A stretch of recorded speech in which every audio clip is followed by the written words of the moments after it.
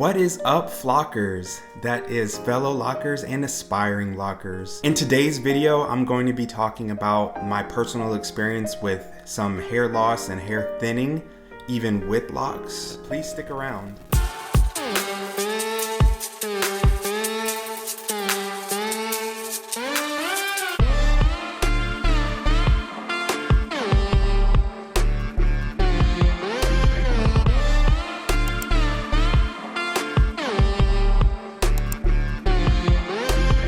So, really quickly, just to give a little bit of a background and story time, I am, well, disclaimer, I am not a loctician, I'm not a cosmetologist, I'm not a dermatologist. So everything that I say and share on my channel is from my own personal research or my own personal experience.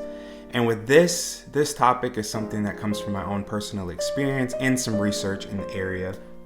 I will say that going back to probably college, when I was around 18 or 19, I started having severe scalp issues. And there are some skin issues that run on my dad's side of the family, whether it's in the scalp or just in the face. I have a sister who is extremely sensitive to acidic foods. So anytime she eats oranges or grapefruit or anything that has a lot of acid in it, her face breaks out completely. Or anytime she puts certain oils, she can't put a lot of oils or fragrance on her skin because it breaks her out. I'm not as sensitive to oils and fragrances and foods as she is, but I do have scalp issues that could possibly be because of diet or it could possibly be hereditary or something else.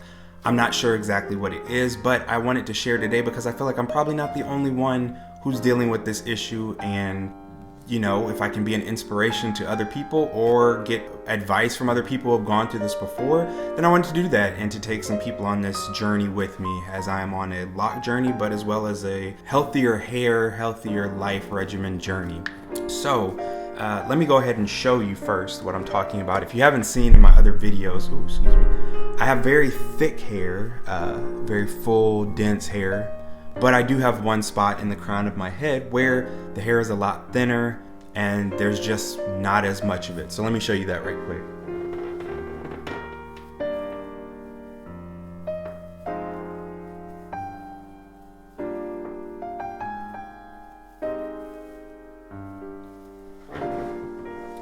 Hopefully you're able to see that. And for people who are thinking, oh, well, maybe it's because you have locks and you've retightened or retwisted too much.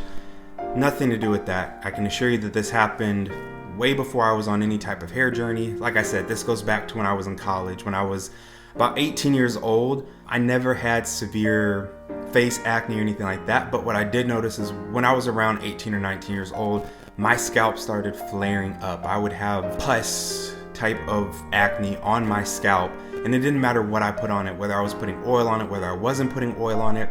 I don't know if this was just my body's way of releasing chemicals and things that were in me. Like I said, some people get acne on their face.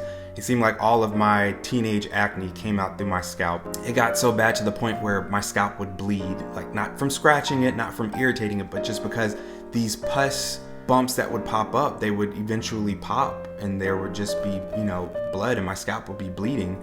And so again, I'm not trained. I don't have any real expertise in this area, but I'm just assuming that that is what led to the hair loss in that area. And I know that they say that if you catch it early on enough, that there's a possibility that you can completely reverse any type of male pattern baldness, female pattern baldness, or hair loss. But obviously I've already got the hair loss in that area. I've had it way before I went on any lock journeys or anything like that. So I didn't pay much attention to it until recently because I'm 6'4". Most people aren't looking, you know, at the back of my head unless I'm sitting in front of you. And then even still with locks and whatnot, I feel like I can kind of cover it up and you're not seeing it as much. It's not like it's a big old bald spot in the back of my head, depending on how I put my lock.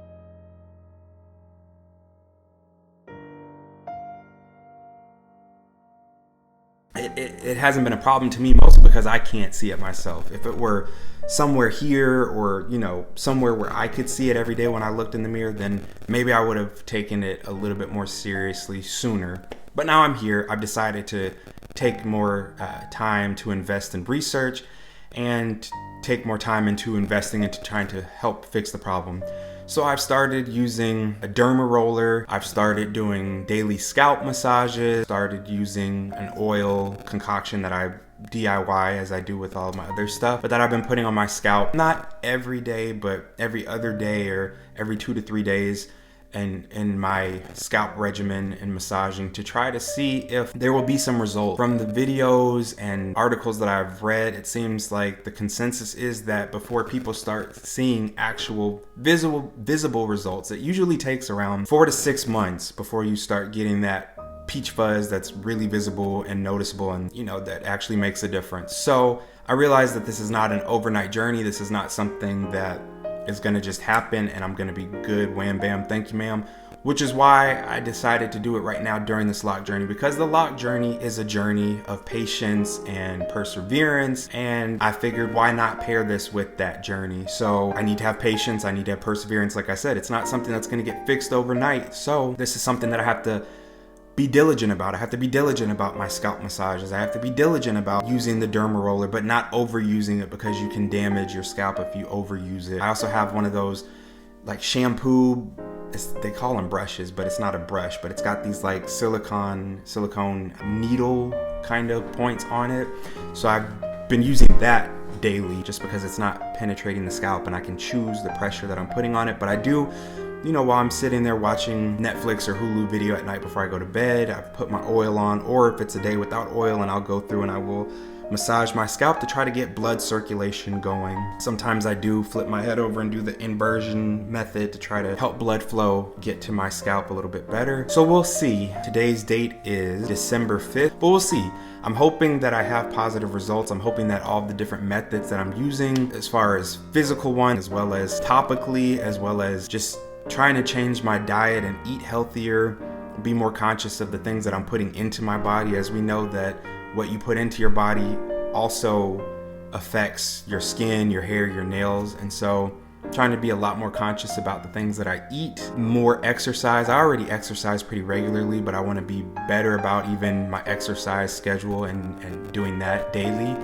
So yeah, I will take you guys along on this journey and document it along the way, and we'll see. What I have noticed is that I have not had any loss or thinning because of my Microlocs, because I know that there are people who experience traction alopecia because maybe they're getting their locks tightened or retightened too tight, doing some manipulation styles that is pulling their hair, and that is another reason for hair loss, but that is not my case. I retie my own hair, so I'm very conscious to not retie any part of my hair too tight, and I've been on this particular loc journey for almost 7 months now. In 2 weeks it'll be, not even 2 weeks, less than 2 weeks, it'll be 7 months. So within 7 months I have not experienced any further loss of hair or thinning of hair in that area. The locks that I have in that area are still the same thickness and still have the same density that they did when I started this. So I do not think that in my case that having locks is attributing to it, is hurting or affecting it in any negative way. So like I said, we'll see if all of these things that I'm implementing and doing within the next 6 months will hopefully yield positive effects, and that we'll be able to visually see the difference. So thank you so much for watching this video. I hope you made it to the end. Again, if you've enjoyed this content, make sure that you like and subscribe, as it does help me and it helps the algorithm. Please help me to help my channel grow. I would love to, not even in terms of getting monetized, but just for the channel to grow and to see those results. So thank you so much for sticking around. I hope you have a wonderful day, and remember to be kind to others. I try to say this at the end of my videos all the time. It's such a simple, mundane thought, but sometimes we forget to be kind to one another. So just remember to be kind to each other. You never know what kind of day someone's having. Go out of your way to smile at someone. Go out of your way to be kind. These are difficult times for a lot of people. Let's just make it a little easier on each other. Bye.